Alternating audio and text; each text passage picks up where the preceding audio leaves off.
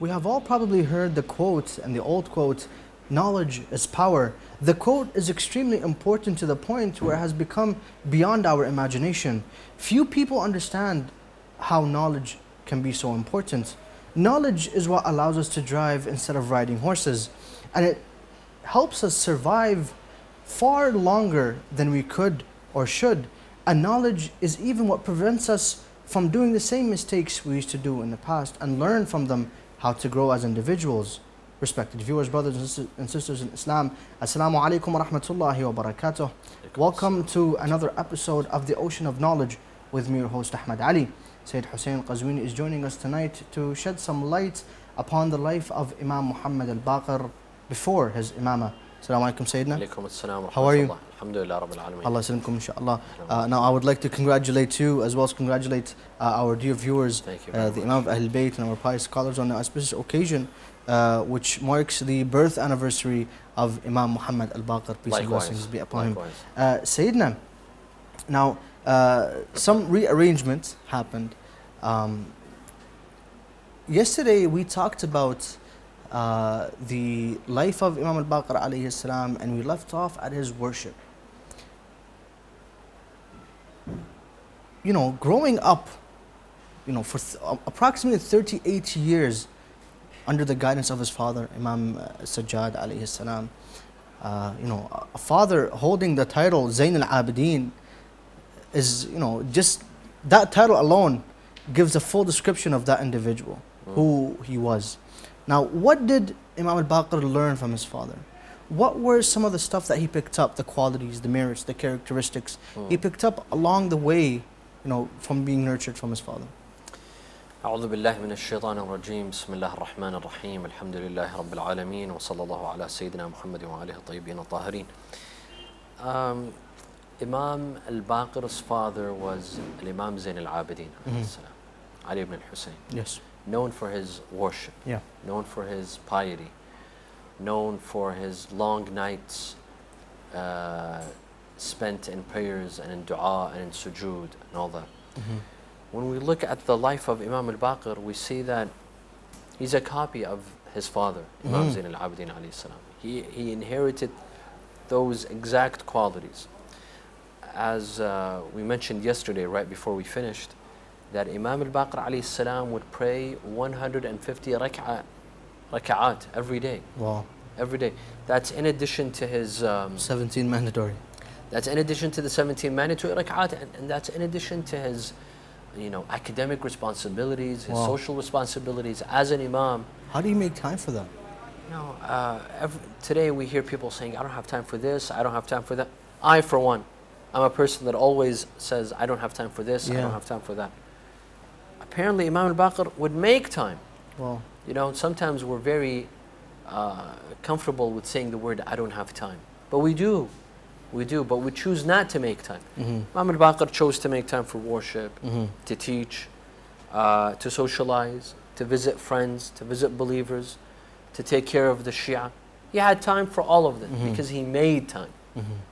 It's about making time. Another quality we see in Imam al-Bakker alayhi salam that he inherited from his father Imam Zain al-Abidin was his sujood. Yes. His sujood. Long prostrations. Imam al-Bakker alayhi salam was known for the beautiful supplications in his sujood. For example, Ishaq ibn Ammar, yes, a companion of Imam al-Sadiq alayhi salam, he narrates from Imam al-Sadiq. He says that one night I was preparing the bed for my father. You know, putting it on the ground, preparing it. Because back then they didn't have different rooms in the house. There's a bedroom, there's a dining room, there's a living room. No, it was all one room. Our imams lived in one room. That room was their bedroom at night. In the morning it was their dining room. During the day it was their living room and all that. So he said, I was preparing his bed, but my father was nowhere to be found. He said, I went and I looked for him in the masjid, and I saw that he was performing sujood. No, there was no one inside the masjid. The masjid was empty except my father. He said, I noticed he was performing sujood and he was reciting, Subhanaka Allahumma, Anta Rabbi haqqan haqqa, Glory to you, my Lord. You are my Lord, you are my God in truth. سجدت لك يا ربي تعبدا ورقا. I prostrate to you out of servitude. اللهم إن عملي ضعيف فضاعفه لي. Wow. My Lord, my actions are weak. Multiply them for me. Make them stronger. اللهم قني عذابك يوم تبعث عبادك. Oh Allah, let me, avoid your punishment on the day that you will resurrect This is the your Imam, servants. though. This is the Imam. This is the Imam. Well, from the history that we learn and from traditions, Imam, they're the ones that, intercede for the people who are going to hell. Right. Now they're saying, oh Allah, avoid us being punished. See, first of all, Ahlul Bayt alayhim salam, they were sinless. So this is a general issue. To teach us? Well, this is one, to teach us, to teach their companions how to speak to Allah subhanahu wa ta'ala. He was alone though. Right. This is one reason. And another reason, you see, there might be a behavior, an act. For a regular person like us, we think it's a good deed. But for the Ahlul Bayt, they would be embarrassed of it. Wow. I'll give you an example. For example, if we were to pray Salat al-Layl every night, this is excellent. If Allah gave us the opportunity to pray Salat al-Layl every night, that is incredible. And our Salah would take maybe 30 minutes. That's incredible. But for a person like Imam al-Bakker to pray Salat al-Layl for 30 minutes at night, that's like committing a sin. That's something ugly. That's that's something to be ashamed of. You would seek forgiveness for Allah for praying Salat al-Layl for 30 minutes. Wow. You see, something that we would consider a good deed, for the Ahlul Bayt, they would consider a sin. They would consider a misdemeanor, or disrespectful to Allah Azza wa Jal. So that's another possible reason that Imam Bakker is seeking forgiveness for his shortcomings. Although he doesn't have shortcomings, we would consider them to be pious deeds. But for him, why would he consider them? Do we consider them pious deeds, but the Imam doesn't? Because the Imam is saying that these deeds are being done for Allah. Yes. We tend to neglect that. We tend to neglect that who's on the receiving end. Who are we performing these deeds towards? If it's Allah, yes, we usually don't pay attention. So we think that we've done a great deed. But the Imam is realizing that these deeds are for Allah. Anything that we do for Allah, it's still little. As Imam Zain Abidin alayhi salam says in Dua Abu Hamza al-Thamali, وَمَا قَدْرُ أَعْمَالِنَا بِجَنْبِ نَعَمِكِ. Wow. Well, if I do good deeds from morning till night and from night till morning, they're meaningless towards what Allah has provided us and done for us. وَمَا قَدْرُ أَعْمَالِنَا بِجَنْبِ نَعَمِكِ وَكَيْفَ نَسْتَكْثِرُ أَعْمَالًا نُقَابِلُ بِهَا كَرَمِكِ. And how can we say that I've done this and I've done that? When on the other side we have Allah that's given us so much. How can we assume that we've done? The Ahlul Bayt, they don't have this mentality. They have the mentality that whatever they've done, it's still not enough. And I mean, for someone to actually hear such things, I mean, for Ahlul Bayt alayhim salam, they make us seem like we're not even worshippers. Right. We're not even compared to the amount they worship. Right. But shifting back a bit, 38, 36, or somewhat, Imam al-Bakker alayhi salam is distinguished from the rest of the Imams in an idea that both of his grandfathers are infallible. I want to talk about his parents. Now, on one side, his grandfather is Imam al-Hasan alayhi salam, and on the other side, his grandfather is Imam al-Hussein. Now, we don't see this from the rest of the Imams of Ahlul Bayt alayhi salam. Random, they're not random, but they're chosen to be the mothers for the Imam. Who were the parents of Imam al-Bakker alayhi salam? Ahsant. Imam al-Bakker alayhi salam, as you mentioned, his father was Imam Zain Abidin, the son of Imam Hussein, the son of Ali ibn Abi Talib. Yes. From his mother's side, his mother was the daughter of Imam al-Hasan, Sayyida al-Zakiyya Fatima, bint Imam al-Hasan. Fatima, the daughter of Imam al-Hasan, was his mother. Thus, both Imam Hussein and Imam Hassan were his grandfathers. One paternally, the other was maternally. We all know about Imam Zain al-Abidin. Yes. As for his mother, historians say that she was the best daughter out of the daughters of Imam al-Hassan alayhi salam. And Imam Zain al-Abidin would call her as-Siddiqa. Yes. She was his wife. He would call her as-Siddiqa. This is a title given to Fatima al-Zahra alayhi salam. This was a great title. She had the same name as her grandmother, correct? She had the same she had the same name and the same title. Ahsant. And Imam al-Sadiq had stated regarding her, كانت صديقة لم تدرك في آل الحسن مثلها. Wow. Some Imam Sadiq would call her Siddiqa. He would not call her Fatima. Yani the title was like a name to her. He said, from the children of Imam al-Hassan, there was none like her. A father like this and a mother like this, you would expect a son like Imam al-Bakker alayhi salam. Right. Regarding his birth, right now we're celebrating his birth on the 1st of Rajab. This is according to one narration. According to one narration, that he was born on the 1st of Rajab, on Friday, year 57. And another narration says that he was born in Safar. Ahsan. Second? Third of Safar, year 56. Third of Safar, year 56. Another narration says the 1st of Rajab, year 57. And this is the more popular narration. Yes. In one of the du'as of Rajab that we recite, that is highly recommended to recite. Of course, the month of Rajab is a blessed month. Very blessed. It's a highly spiritual month, and there is several du'as and supplications to be recited on a daily basis. One of them is this: Allahumma inni as'aluka bil mawludaini fi Rajab. Wow. Muhammad ibn Ali, who is Imam al-Bakker, and Imam al-Jawad. They are both mentioned in the beginning of the dua. And this is a well-known dua that all scholars have accepted.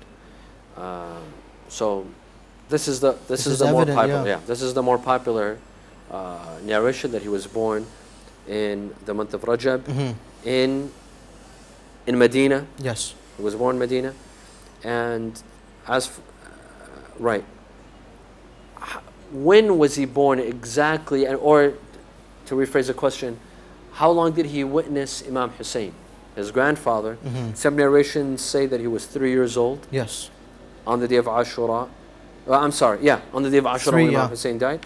Other narrations say that he was 4, and other narrations say that he was 5. So either they're close. Yeah, close. Either 3 or 4 or 5, depending on. But I believe the most famous one is the 3-year-old. 3. Yes. Yeah. Inshallah, we'll get to touch upon the events that he witnessed and what happened in his childhood. But Imam al-Bakker alayhi salam was born under extreme difficult circumstances.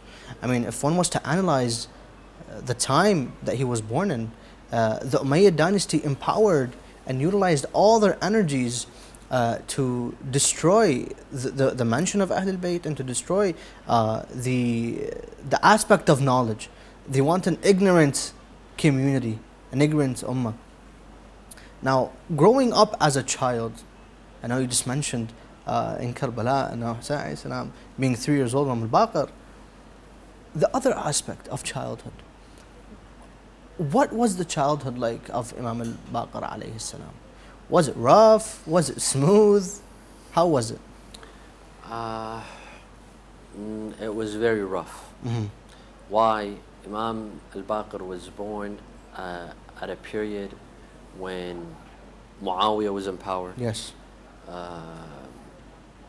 Imam al-Hussein was the Imam, but it was a time of taqiyya. It was a time of fear for the Shia. His father, Imam Zain al-Abidin, along with Imam Hussein, they lived in times of fear. 3 years old in Karbala, he witnessed At the age of 3, you're a child. You're not supposed to witness killing and beheadings and bloodshed and being cursed and being beaten. Imam al-Baqir saw all of this. He witnessed all of this. He saw the beheading of Imam Hussein. He saw all of the events of Karbala. Not only that, but he was taken as captive with the women and children. We tend not to mention this. We only mention that Imam Zain al-Abidin was taken captive, but his son Imam al-Baqir was also with him. This was not easy for Imam al-Baqir to be taken as captive and to see your father, and to see your father in chains, your and sisters. in al-Jami'ah, which was that painful, that long wood where the neck and the hands of Imam Zain al-Abidin were tied.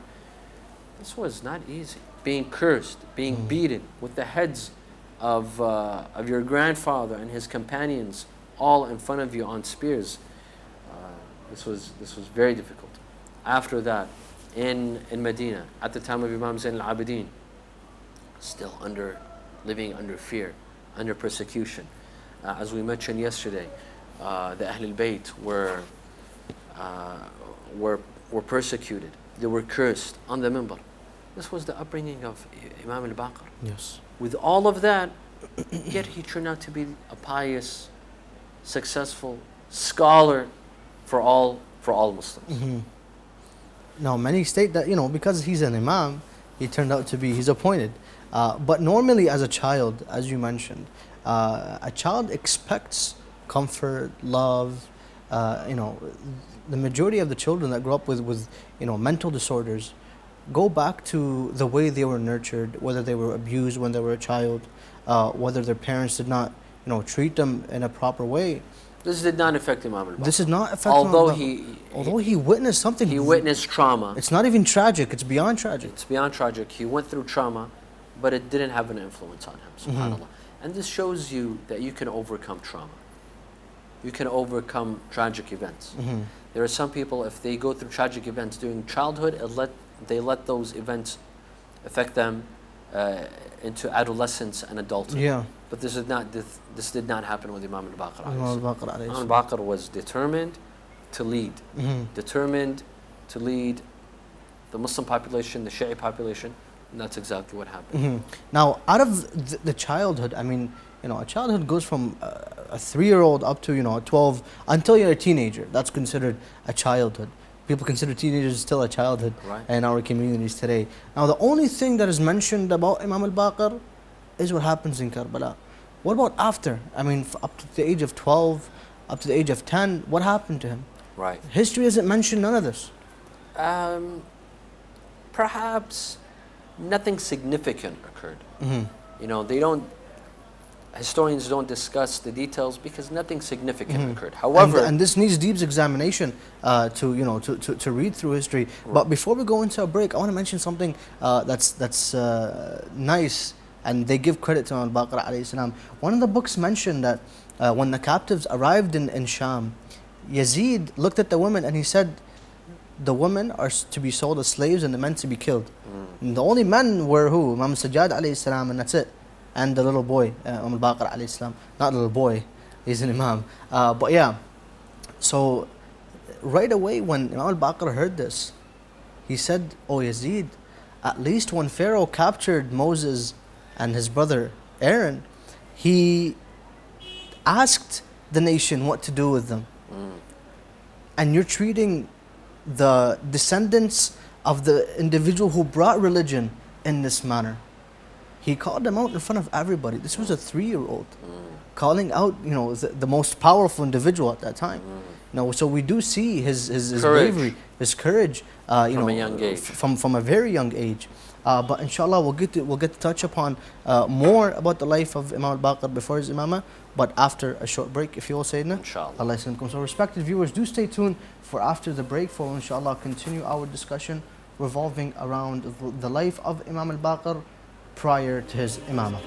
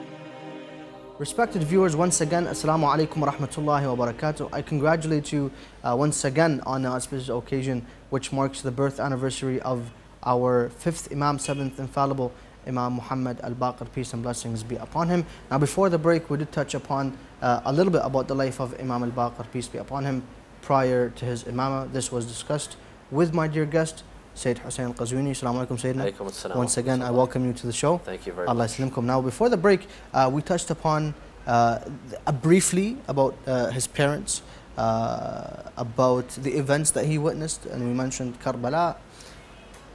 But there was one significant individual that really was so lucky enough, and he's considered as the longest living companion to Prophet Muhammad after, witnessing seven infallibles.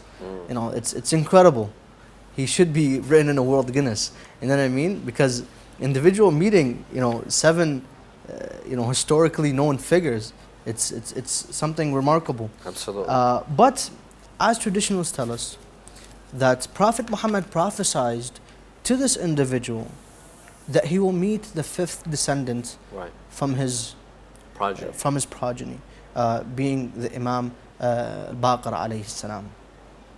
Now we always, it's Jabir ibn Abdullah al-Ansari, this individual. We always mention him during Arba'een, the birth or martyrdom of Imam al-Sajjad, and barely people mention him in the birth and martyrdom of Imam al-Bakker alayhi salam. Who was this individual? We only hear of him once or twice a year. Right. The rest of the year, nothing about him. Right. It's like he's a character that's randomly put in a story which appears once or twice. Who was he? Jabir ibn Abdullah al-Ansari was one of the companions of Rasulullah, and he was one of the close companions and loyal companions.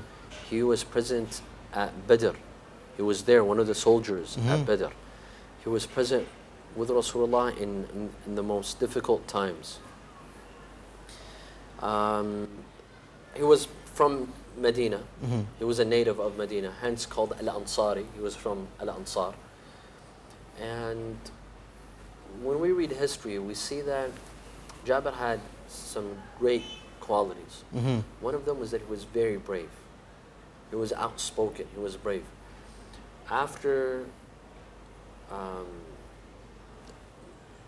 During the Khilafah of Umar ibn al-Khattab, the second Khalifa, he banned Zawaj al-Mut'ah, temporary marriage. He banned it, Jabir? No, Umar. Umar banned it. Umar banned temporary marriage.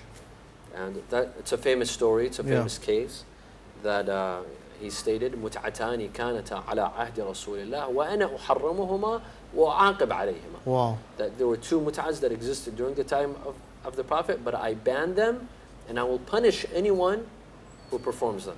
Wow. Mut'at al-Hajj, to perform mut'ah and Hajj. Hajj al-Tamattu', which would require a lecture of its own to explain what Hajj al-Tamattu' is. And al-Tamattu' bin-Nisa, or Mut'at al-Nisa, which is temporary marriage. It was banned. Historians say that Jabir ibn Abdullah questioned Umar ibn al-Khattab.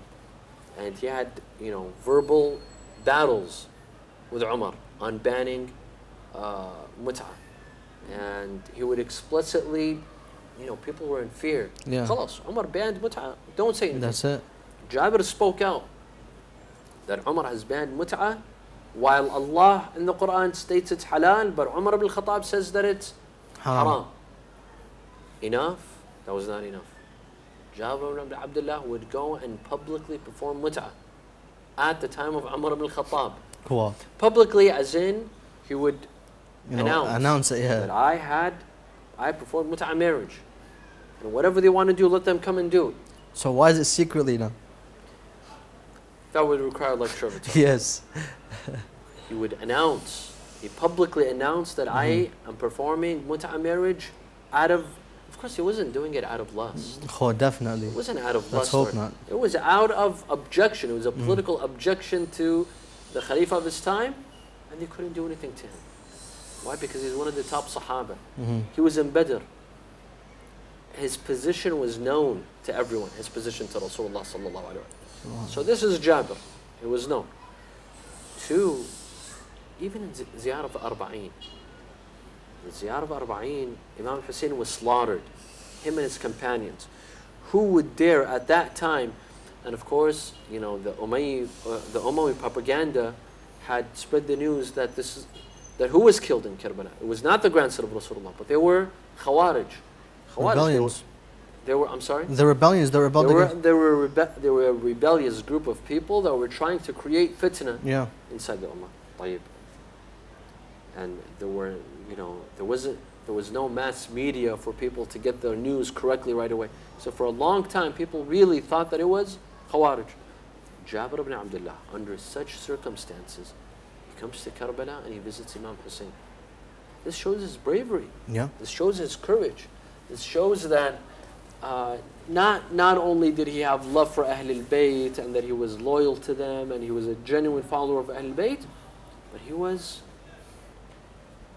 you know, he was making a political statement that although you killed this man, and although I am blind and it is difficult for me to come, I will come. Wow. He came to Imam al-Hussein. He came to Imam Hussein's grave and the famous story. Tradition. Yeah. He made a tradition. Imagine a man that creates this major tradition. And the Imam of Ahlul Bayt, Imam al-Askari, emphasized on that. He emphasized on it. And he made it one of the main signs of a believer. Yeah. One of the signs of a believer. SubhanAllah. A regular human being, a regular individual. When I say regular, he wasn't ma'soom. He wasn't. He wasn't infallible. Yet he set this tradition, and every year people, how many millions? 10 million, 50 million people every year, they follow the tradition of Jabir ibn Abdullah al-Ansari. Rasulullah sallallahu alayhi wa sallam, which reminds us of the hadith by Rasulullah, that man sanna sunnatan hasana kana lahu ajruha wa ajru man amila biha ila yawm al-qiyamah. Wow. That he who sets a tradition, he will have its reward, and he will be rewarded forever. Whoever practices that tradition. Wow. Whoever sets a tradition, he'll be rewarded. If it's a good tradition. And on the contrary, whoever sets a bad tradition, he will be punished for it. And he will be punished for whoever practices that tradition. Until the Day of Judgment. Until the Day of Judgment. Wow. Now, Jabir ibn Abdullah, during the life of Rasulullah had foretold about Imam al-Bakker. In fact, he named him Imam al-Bakker.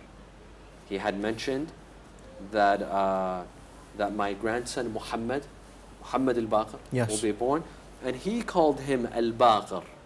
He called him al-Bakker. He gave him this title. Now, why did he give him this title? There's several opinions. Some say لأنه يبقر العلم. He will rip through knowledge and disperse knowledge and spread knowledge. Others say no. Al-Bakker comes from يبقر الجبهة. He slit through his forehead. Now who slits through his forehead? Because of sujood. Because of his long prostration, he caused damage to his forehead. His skin started to peel, and there were cracks. There were cracks in his forehead from his long sujood. And they could both be right. He was called al-Bakker maybe for both of these reasons. But the first reason is more famous, Is more famous and more well known. Rasulullah sallallahu alaihi wasallam, he told Jabir that you will meet my grandson Muhammad ibn Ali. That means he told Jabir that you will live a long life. Yes. That you will live through my reign, my prophecy, and my prophethood, and you will live through Ali ibn Abi Talib, Imam al-Hassan, Imam al-Hussein, Imam Zayn al-Abidin, up until Imam Muhammad al-Baqir. This is one of the merits of Jabir ibn Abdullah al-Ansari, that he met 7 of the ma'sumin. Wow. 7 of the infallibles. Rasulullah, Fatima al-Zahra, Imam Ali, Imam Ali, al-Hassan, al-Hussein, Imam Zayn al-Abidin, Imam al-Baqir. Wow. This is one of his merits. Of course, I forgot to mention, among his merits is that Hadith al-Kisa is narrated. Wow. Is narrated by Jabir ibn Abdullah al-Ansari. Wow. By whom? He narrates it from whom? Fatima al-Zahra. And no one else narrated it from Fatima al-Zahra. That's how close he was. You see, no one else narrated Hadith al-Kisa from Fatima al-Zahra other than Jabir ibn Abdullah al-Ansari. What does that tell you? That means that that he heard it from a public lecture from Fatima Zahra? Of course not. It wasn't a public lecture. That means she said it to him privately. So he didn't witness it. Fatima Zahra narrated it. He didn't witness it, no. Okay. عن فاطمة Zahra عن جابر بن عبد الله الأنصاري. That means he heard it from Fatima Zahra and he narrated it. Wow. That means he was a student of Fatima Zahra. Who would sit with Fatima Zahra? Fatima Zahra is known for her hijab. Yeah. She didn't have private sessions with men. Jabir ibn Abdullah was an exception. He was a private student of Ahlul Bayt. Wow. Including Fatima Zahra alayhi salam. So, you know, we always hear about this. We always hear عن Fatima Zahra, عن Jabir ibn Abdullah al-Ansari, or عن Jabir ibn Abdullah al-Ansari, عن Fatima Zahra. We hear it, but we don't analyze it. But this shows that he was a private student of Ahlul Bayt. He would enter their homes. He was given knowledge that others were not given. طيب. Rasulullah sallallahu alayhi wa he told him, you will live enough to witness my grandson Muhammad ibn Ali al-Bakker. And when you do so, give him my salam. Give him my salam. This is a merit for Jabir and this is a merit for Imam al-Bakker. One is that Rasulullah trusted Jabir ibn Abdullah with giving us salam. Yes. Trusted them. He trusted him with this. Two, Rasulullah is giving his salam to Imam al-Bakker. Although Jabir ibn Abdullah, he witnessed Imam al-Hassan, Imam al-Hussein, Imam Zain al-Abidin, Imam al-Bakker, Rasulullah gave his salam to Imam al-Bakker. And as a child, this took place as a child.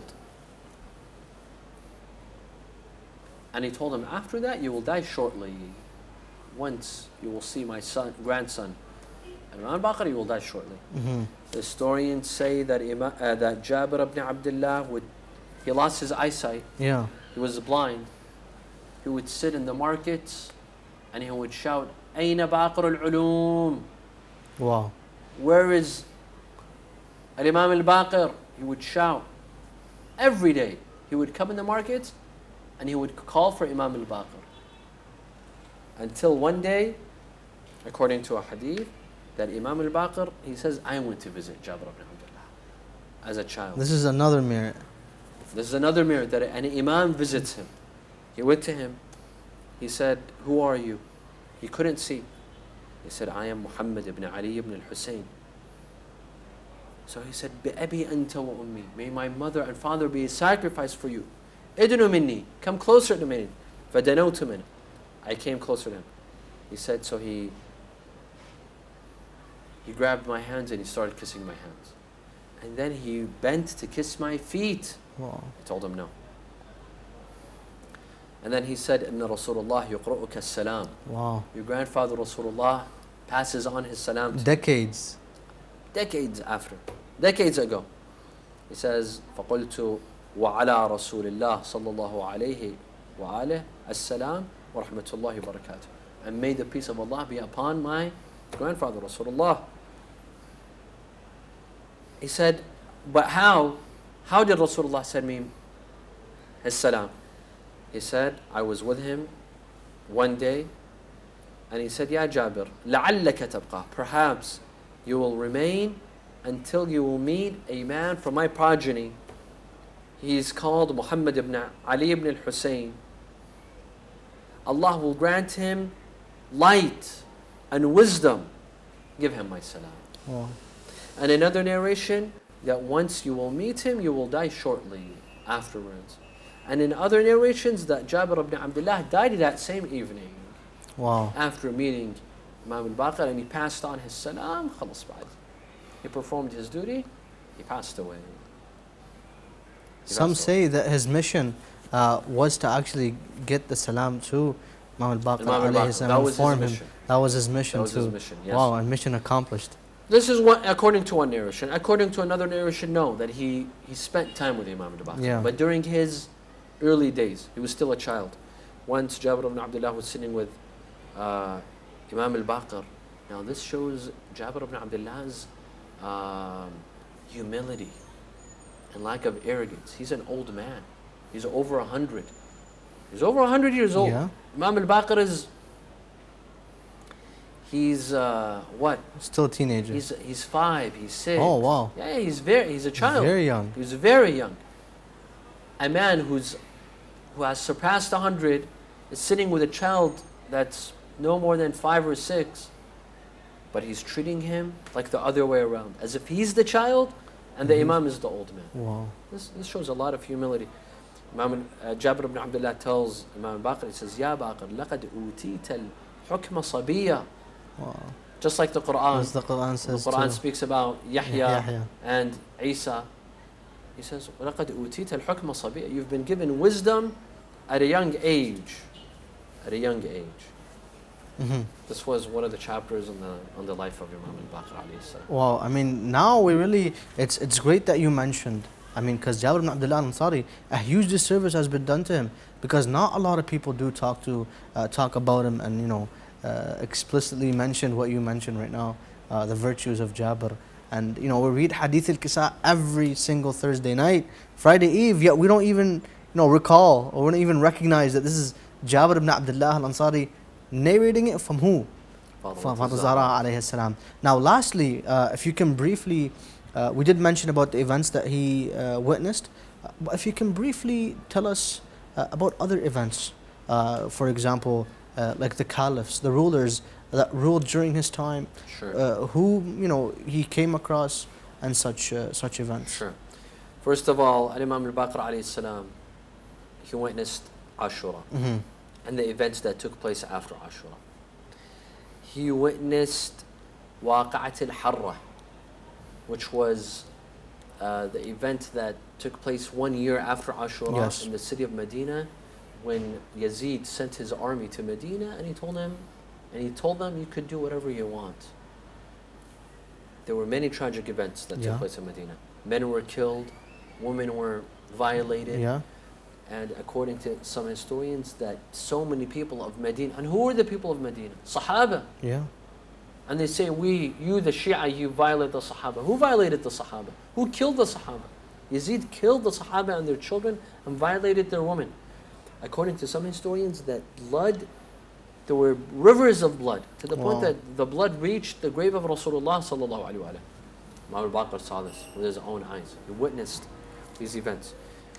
Imam al-Bakker witnessed the Khulafa of, he witnessed, you know, the Khulafa, including Muawiyah. Of course, the outerly Khulafa, the ones who usurped power. Muawiyah, his son Yazid, Muawiyah ibn Yazid, the son of Yazid, Marwan ibn al-Hakam, Abdullah ibn al-Zubayr, who revolted against Bani Umayyah, Abdul Malik ibn Marwan, Al-Walid ibn Abdul Malik, Hajjaj ibn Yusuf al-Thaqafi, I believe, as well. Al-Hajjaj ibn Yusuf al-Thaqafi. Al-Hajjaj wasn't a Khalifa. He was the governor of Medina. No, Kufa. Kufa, sorry, the governor of Kufa, of Iraq. Who else? Al-Walid ibn Abdul Malik, Sulaiman ibn Abdul Malik, Umar ibn Abdul Aziz, and Yazid ibn Abdul Malik, and Hisham ibn Abdul Malik. Wow. And it was Hisham ibn Abdul Malik that sent poison to Imam al-Bakker. So he saw a great deal of Bani Umayyah, of their oppression, of their persecution of the Shia, the persecution of their followers. This was, you know, very difficult times for them. Very difficult times. And, you know, we could compare, you know, relate to the times of Imam Bakker during the days of Saddam. Those who lived in Iraq during the days of Saddam. It was very similar cases. Times of fear, persecution, death, mass murder, mass graveyards that we see today. Very similar times. The days of Saddam and the days of Bani Umayyah. Imam Bakker had to witness all of this, but patiently he stood by the side of his father Imam Zain al-Abidin to lead the Ummah until the death of Imam Zain al-Abidin until he became the Imam himself. Inshallah, we'll continue the discussion revolving on the knowledge of Bakker alayhi salam and what he had to offer, which really surprised me when I was reading through his biography. But I would like to thank you very much for joining us tonight. May Allah subhanahu wa ta'ala and Imam Bakker give you the ability to continue serving Ahlul Bayt alayhim salam.